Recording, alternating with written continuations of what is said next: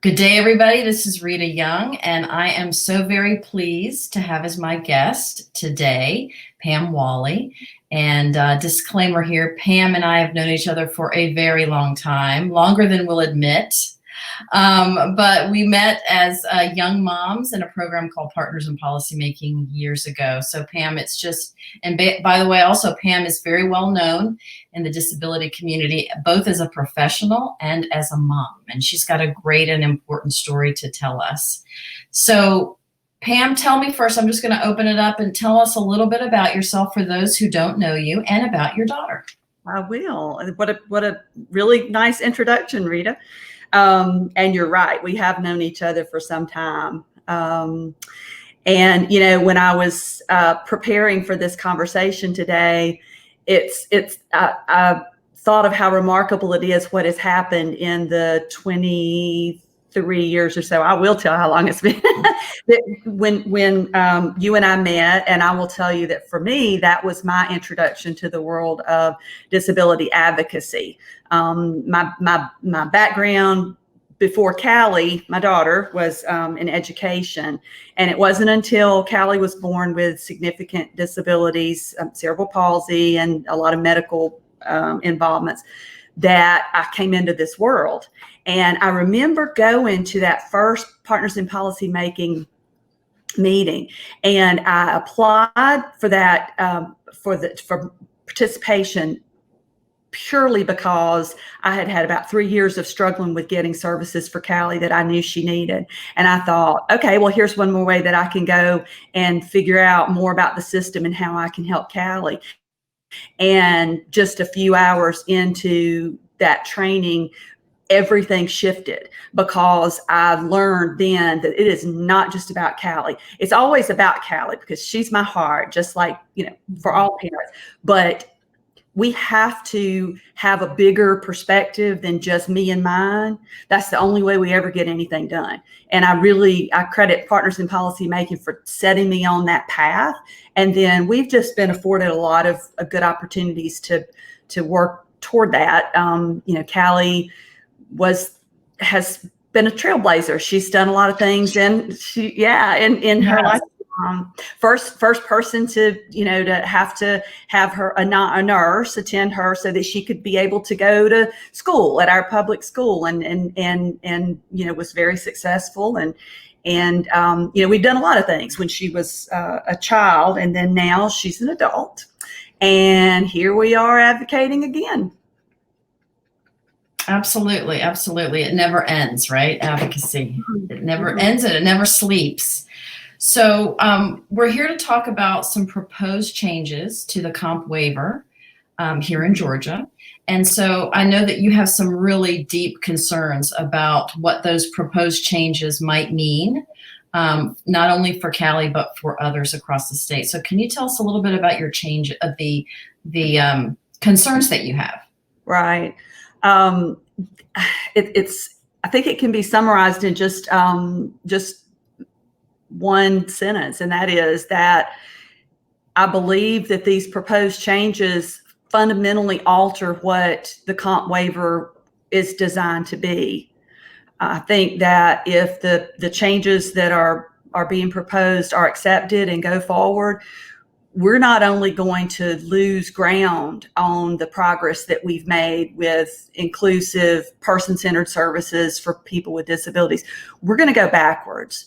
And it scares me to death, Rita. I'll be honest. It absolutely scares me to death because Callie, again, Callie's my heart. So that's where it starts. So I can tell you that for her, these changes would mean that the independence that she's gotten, she moved into her own apartment in this past May.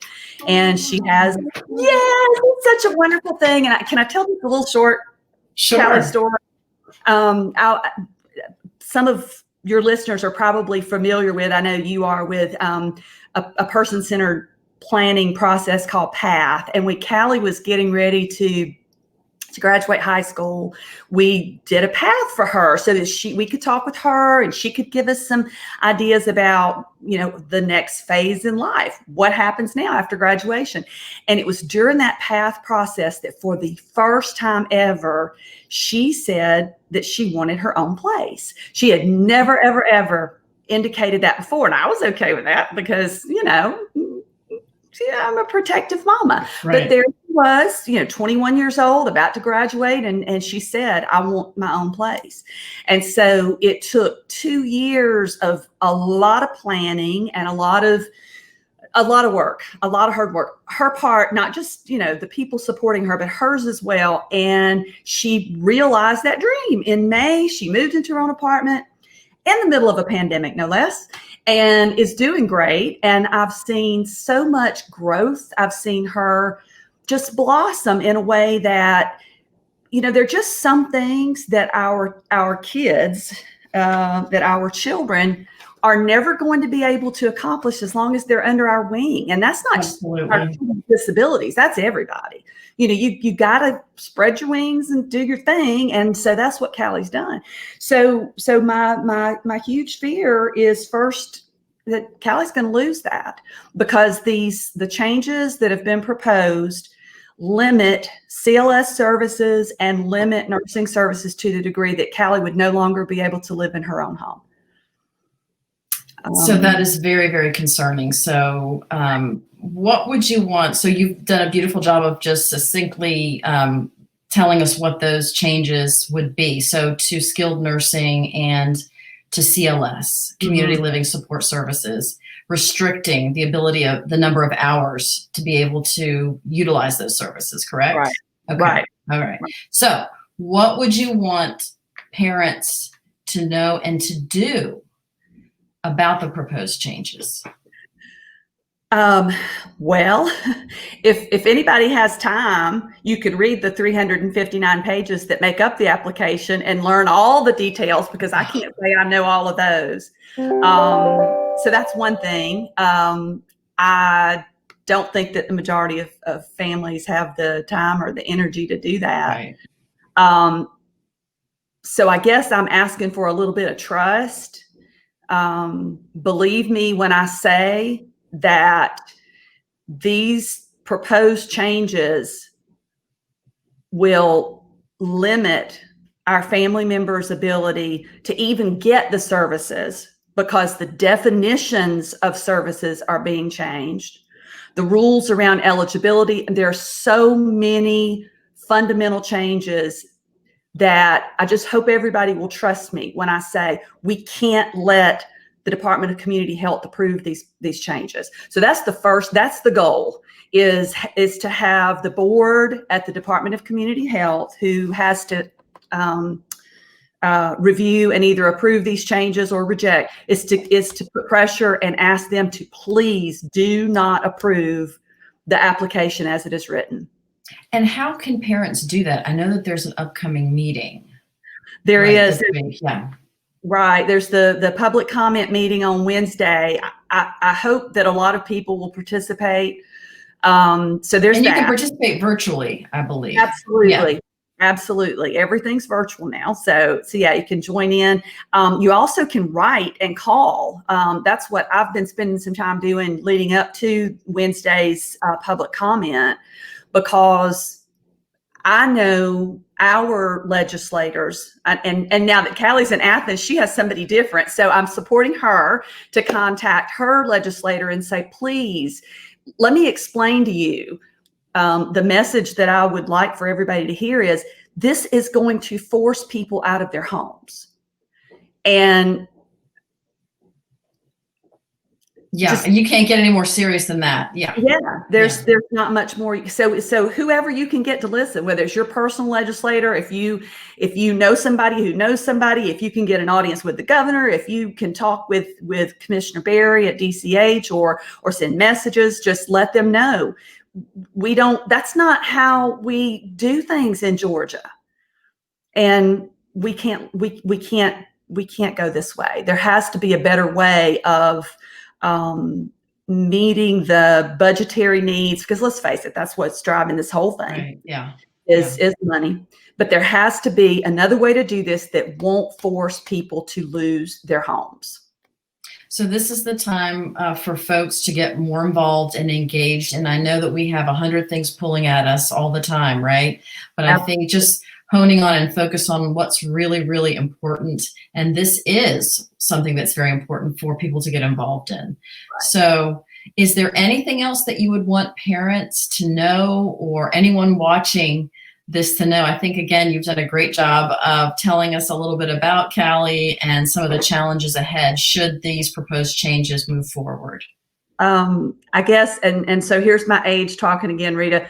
I would just like to say that this is not just for people who currently have family members who are receiving services. This is for people who are looking to the future. And I know when you're a young parent, this is my parent mentor background coming out here too. When you're a young parent and you have a young family member who's busy, you're working on educational goals and you're working on employment goals and you have so much going on, it's hard to think way ahead to the future. But there's a lot more living to do after high school graduation. And if you believe that your family member is going to want to live independently and not always in your house, excuse my dog, then please help with this message. Don't force people out of their homes. Yes. Well, Pam, thank you so much. And I think your dog agrees with your statement, right? Yes, I'm done. Thank you. Again, I think we're going to have another conversation. I feel strongly we will. Oh, look how cute. How cute. Oh, my goodness. So let's talk again. I really would like to have a longer conversation next time. This is a little bit time sensitive. That's why thank you so much for agreeing to do this so quickly. I will get this out to folks, and we just hope that people will make the right decisions. Right. Thank you for your support, Rita. I appreciate everything you do for the community, and it's been great talking to you. It's my pleasure, and you have a great one. Thank you. Take care. Bye-bye. Bye-bye.